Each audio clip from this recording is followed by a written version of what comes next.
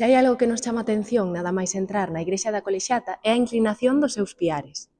A que se debe isto? Pois existen distintas teorías. Antigamente botábase a culpa a que se levantara o edificio sobre un terreo inestable pantanoso. É certo que a Colexata está moi cerquiña do río Sar e que se chegou a inundar en varias ocasións, ata o punto de enchela de terra e elevar o nivel do chan para así minorizar os danos se volvía a entrar a auga. Fixadevos na altura desta pía da auga bendita. Sen embargo, a Colexata estivo en perfecto estado ata que entre o 1485 e o 1505 o prior daquel momento, Gómez González do Canaval, decidiu cambiar a cuberta orixinal feita en madeira a dúas augas por unha bóveda de canón feita en pedra, provocando un cambio de presións nos piares que comezaron a abrirse cara ao exterior.